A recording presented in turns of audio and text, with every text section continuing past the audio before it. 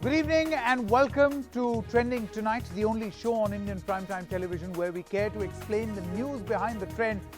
The biggest trending story of the past 60 minutes has been that the Indian government has decided to ban 59 pro-Chinese apps. TikTok is one of them. It's a list of 58 other Chinese apps which now stand banned. The government says that these apps were compromising the integrity of India. In other words, these apps have been banned for being anti-India. At a time like this, at a time when India wants to become Atmanirbhar, is this the right approach? Is this something which needed to be done? Or is the government just getting back at certain apps because there were many complaints about misuse of these apps? And this has nothing to do with the present day situation. Or has the present situation between India and China only facilitated the government to take a decision like this? Also on the show later in the day, the Meghalaya Chief Minister, Conrad Sangma, is going to be live with us, where he talks about his expectations or the expectations of the Northeast from the Prime Minister. He says a tailor-made relief package must be there for the Northeast. That story is also going to come up in just a short moment from now. But story number one, the banning of 59 apps. It's a big decision, bold decision, at least in the online world, given the popularity of these apps. So you've got TikTok, which is at the top of the list. This is the most popular and the most significant app which has been banned. Shine has been banned. You've got a long list: ShareIt, Kwai, UC Browser, WeChat, Baidu, Me Video Call, WeSync, Viva Video, Vigo Video, Club Factory. These are some big names, big apps that were quite popular. Clash of Kings, DU Battery Saver, DU Recorder for many people who want to record their screen. All these have been banned. The government feels that the ban is for being prejudicial to India's sovereignty, security and public order. That seems to be the context or the reason being given behind banning these apps. Now, the government says that they got many complaints about misuse of certain apps. These 59 are part of them. As we told you, that these are some of the most popular apps that are there on your screen. TikTok, by the way, is vastly popular in India. It has many variations also, but TikTok, it was earlier known as Musical.ly. This app has now been banned. There were complaints of apps stealing and transmitting user data abroad. So it may have appeared harmless, but it was actually, there were complaints of it being harmful. There were credible inputs, says the government of India, that such apps were posing a threat to the country. And the statement that we have from the ministry is that this is the IT Electronics Ministry, which says this decision has been taken to ensure safety and sovereignty of the Indian cyberspace. Now let me introduce all my guests for this discussion, whether this is a right step, bad step, the good, bad and ugly of this big decision. I have with me Lalita Kumaramangalam, Director of the India Foundation, member of the BJP, Professor Arun Kumar, noted economist with us, and R. Chandrasekhar, Chairman of Center for Digital Future. Thank you so much. In just a short moment, we'll have Khushbu Sundar, spokesperson of the Congress Party, also with us. Lalita Kumaramangalam, let's begin with you first. Do you think that this is an appropriate response given the tension between India and China? Sanket, let's be clear about one thing here. The tension between India and China has many reasons behind it. The most obvious of it has been the problem that we've had on our borders less than a month ago, a few weeks ago. The ban on many of these apps, I think I haven't gone through the list of all the 52 or 58, has been a long time coming. There has been many demands. I have been one of the people who's been asking for a ban on TikTok. Not only because of the fact that data privacy and data theft is a huge problem today, not just in India, throughout the world, but also because I find that TikTok sometimes the most obscene of things. And this has nothing to do with religion it's just across the board. It's obscene what it has done to many youngsters in this country. And it's just, making things worse. Now, aside from that, the fact is that there is this huge problem of data privacy and data threat. China is not a friend of India's, never has been, whatever the reasons for it may be. There are many historical reasons too, political also.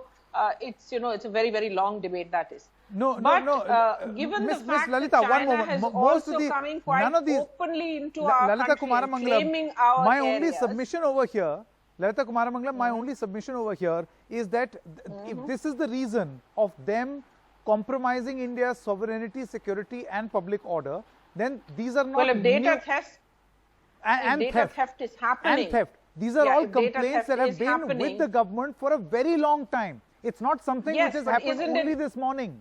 But no, it's not happened this morning. But isn't it about time that the government did take action?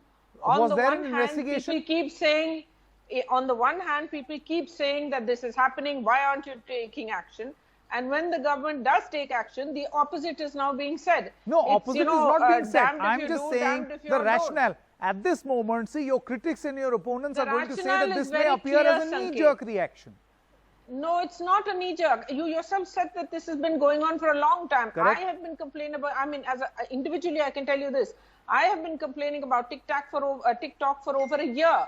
And that's only when I got really upset seeing some of what the effect it's having on people whom I have come into touch with. People of all ages, but especially the youngsters, long before COVID came in. Okay. China has a habit of using its aggression, its power, both money power and military power, to cow countries into submission. Okay. Now, India has taken a stand where we are saying very clearly that we are not going to take it. And this is one of the steps. Militarily going to war is a different question altogether, whether it is advisable, not advisable. I'm not an expert. I'm not even going to comment on that. But everybody agrees that one of the best ways to hit a country is economically. Economically, the apps okay. Economic that you're distancing. About fine. Make an enormous now there will be a huge money in cost India. to India. There are many experts. Mr. Chandrasekhar, I want to come to you. I was speaking to a few experts, and they feel that now that you've banned TikTok employs a lot of people in this country. There'll be a financial cost to India as well of taking a decision like this. Do you think that this was the only thing that the government could have done, or could this have been handled delicately and in a better way? Sanket, before answering that question directly, there are I think 4 factors which we need to keep in mind, sure, which I would presume underlie the government's action.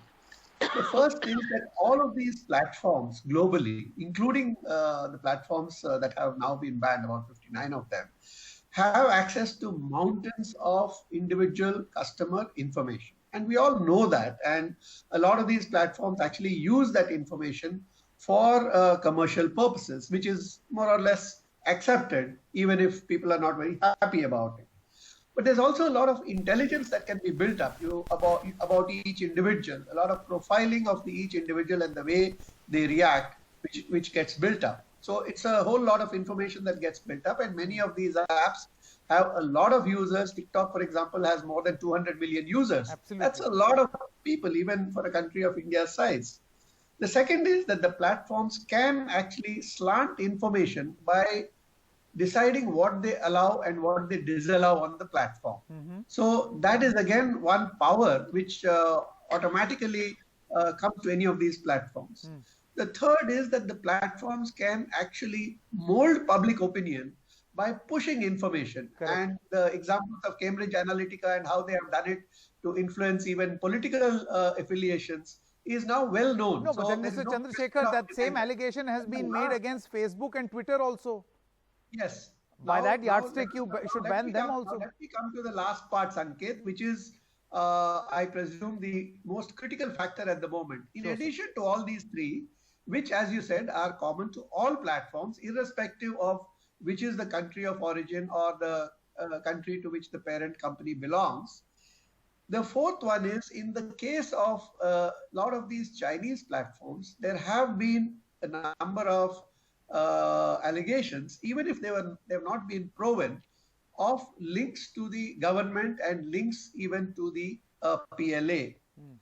So when you put all of these factors together, and the fact that we have a particular situation at the border, which is, a fairly aggressive face-off. Correct. When you put all of these facts together, then I think It one makes can sense to begin ban them. to understand the compulsions that the government faced. Sure. How long these would be needed is a separate question, but I think it's important to keep this whole set of facts in mind. And Okay. as far as the other platforms that you mentioned are concerned, yes, they have a similar power, but two important things. Number one, they are not believed to be linked to their governments directly or owned by them. Number two, we are not facing any kind of military standoff with any of the countries Okay. of their origin. Okay, Professor Arun Kumar, I want to come to you now. The financial aspect behind this. We have heard the security aspect, the big concerns, the situation, the tension between India and China. Do you think, and this is a part political question as well, do you think this has more to do with India flexing some muscle by trying to hurt China where it hurts most? Give them, practice some form of economic distancing from China and sending out a message? So, Sanket, this border skirmishes that India has been having with China is a very unfortunate thing. And therefore, I can see that, there is a sentiment in the country against Chinese things, But what I'd say is that let us not go in for knee-jerk reactions. It has to be a long-term considered policy of how to deal with the situation. Because after all, China is our neighbor and we would like to have good relations, and we have to see how that can be done. So if you have knee-jerk reaction and you suddenly stop this or stop that, or now imports, for instance, are being stopped at the ports, which are hurting the Indian producers because their imports are coming for production within India. So these kind of things where now we are banning certain apps that are being used in India. Its financial implication may not be huge, but it sends a signal. Our trade deficit with China is of the order of about $50 billion. This would not constitute much, but it's only a signal to China saying that, look, if you continue with this, then we can also hurt you. But let me say that we will hurt ourselves more if we do these kind of things in a knee-jerk fashion. What we need to do is have a long-term strategy in which we try and see how India can protect its long-term interest and maintain good relations with China. But Professor Arun Kumar, you got to start somewhere, no? Yeah. If you were, you can start here. Here are apps. There are known cases of them violating. There are complaints to the Indian government of them misusing data. Some of them are notorious. So Sanket, I think if there have been these complaints, these are long-standing complaints, and if you do it at this point of time, it's only because you want to signal to China that you do this. So it's not because they have been doing these things. So here it's a signal to China. The question is, what kind of signaling do you want to do? Do you want to do long-term signaling? Do you want to take on a long-term strategy, or do you want to do it, here and there, like stopping imports at the border, like trying to raise tariffs here and there? Let me ask that question to Lalita Kumar. Lalita, you must have heard what Professor Kumar has to say over there. He says that if short-term is the intention right now, could it not become a case where instead of hurting China, we may end up hurting ourselves? After all, many of these companies employ a lot of Indians. They have offices here. Indians are working here. Look, there is a relative, you have to take a sort of weighted average of all of the factors that have been mentioned, both by Mr. Chandrasekharan and the gentleman who spoke before me. Now, I don't know how you can consider some things not long-term when you consider that the first time China actually took away thousands of kilometers of Indian land was almost 60 years ago. So the fact is that for too long, India has been used to being the more pacifist partner in this relationship. China has never given up its aggressive stance towards India, nor has it ever tempered its openly hegemonic sort of behavior towards us, despite the fact that many of our prime ministers, including the present one, have not just walked the talk, they've walked that extra mile to try and make a connection with China's rulers, whoever they may be. Let's not go into names at the moment. And they haven't nearly responded positively. China has always come out on the top, regardless of however much India has bent trying to see that we can maintain a long-term relationship, cordial relationship. Somewhere we had to make a start. And while I agree, the time is yes, now. in the short term, there will be certain problems that Indians and India will face. Okay, but yes, of course there will be. There always of the Congress Party. But let me just finish, Sanket, 1 minute. But India does have the technical capacity to overcome these problems. Let's not forget that. Okay, Indians are extraordinarily good at this sort of work, and we will endure. Lalita Kumaramangalam, I'll just come back to you. Khushbu Sundar is also with us. Khushbu, we were basically discussing on the banning of these 59 apps and whether this is a good step, bad step, or it will perhaps become an ugly step. No, I think we should just clap our hands, brush off the dust from the hands, pack our bags and say, okay, done. The 20 soldiers who were martyred just a few days back. We have been vindictive and badla le liya, ho gaya, potiya bando and hindi chini bhai bhai, and the matter is over. And it's absolutely crazy. I will tell you 100% the same BJP, every worker right from the top, from the Prime Minister's office to the basic block guy will be holding a pen in their hand which is made in China. Will be having something on his desk which says made in China. Even the phone they have, that will be made in China. All their, from 2014 till now, every election, what the Prime Minister has used, the technology is made in China. I mean, what are we trying to tell them here? This is not walk the talk. This is foolishness. You ban TikTok or other apps for different reasons, it's fine. I mean, you bring in so many apps, you have linked right from your Aadhaar card to everything which is linked, and it is proved. It has been proved that nothing is safe. So your own apps are not safe. Your Arogya Setu app is not safe. Nothing is safe. So what are you trying to prove here? What app are you bringing in here and saying that you're banning 59 apps which are made in China and bas ho gaya? Khushbu, so we are walking the talk. Are you talk. trying to say that this is not so much about security but more about point proving? This is absolutely point proving. Why not? You wanted to. The problem is, I heard Lalita Kumaramangalam, she say that she has been talking about TikTok for a year. So you should have banned it much earlier. Why now? Why only the apps which are made in China is what I don't understand. There are apps which come from different parts of the world also. Trying to snatch our land, exactly, ma'am. So the other countries are not doing that. No, Miss Kumaramangalam. Google, etc. The countries exactly, that the origin, they don't do that to us. This is not about security.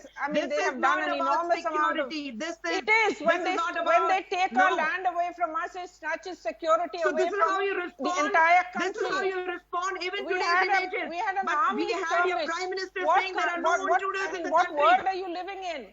They killed 20 of our soldiers. If that's not the security risk, what is? Soldiers, but the Prime Minister says we do not have any intruders in the country, ma'am. And how did the 20 The Prime Minister, intruders in the country versus killing 20 soldiers. What are you talking about? Why can't you stick to the topic? You know, when you play unnecessary politics, you just show up the hollowness of what you're talking about. This is not politics, ma'am. Forget your politics. It is politics you're playing. Order, one by one. Soldiers who were killed in our border just a few weeks ago were Indians. Regardless of what family they came from, what part they came from. Land that has been given away to China by the Communist Party in the last 40 years is India's land. It doesn't matter what party was in power.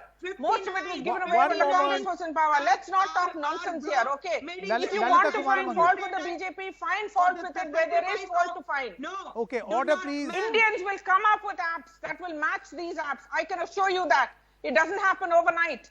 But at least the BJP government has had the guts to answer China from a position of strength and not go sign agreements and take money from them. Having sold your soul, one by one, please. One by one. Otherwise, this will snowball into a controversy. Please, this will get ugly. One by one. Khushbu Sundar, Lalita Kumaramangalam says, somewhere you've got to start. There are open complaints by Indians, many people of the Congress Party, who feel that some of these apps are a nuisance. So now that the government has responded and taken action, what is wrong? See, if the app even if the provocation is the border situation, so what? I am saying if there is a problem with the app, you take an action. I am saying there are so many other apps which is creating problems. So why just take these apps, 59 apps which are made in China? Like I said, everyone will be holding something on their table in their hands which is made in China. This is childishness. Our 20 soldiers have sacrificed their lives. And you say that I'm banning these 59 apps and then made in China, and you say that bas ho gaya. Their sacrifice has been justified. Lalita ji, please do not interfere. Lalita ji, please do not interfere. जब आप बोल रही थी मैंने बीच में नहीं बोला. नहीं बोलिए बीच में. This is not about truth to mammoth. This is about our soldiers. This is about our soldiers. Please do not interfere when you do not have anything to say. Do not interfere. Our soldiers and our land, madam. Yes, it's not and about which the Prime Minister and the BJP have to understand. You respond to them at the border. We understand much better than you. What did you all do for 40 years when you gave them more than 45,000 kilometers of Indian land to China? Just gifted it to them. I'm sure, I'm pretty sure. By the way, as I end this discussion, Lalita Kumara Mangalam, Professor Arun Kumar, and R. Chandrasekhar. I'm sorry, I'll have to end this discussion right here. But thank you so much. By the way, mygov.in was also on many of these apps. They also had subscribed to these apps. They were available as a platform, but then now, of course, these apps have been banned. You too can participate in this discussion. Do write on our social media platforms on what you think, whether this is a right decision or a wrong decision.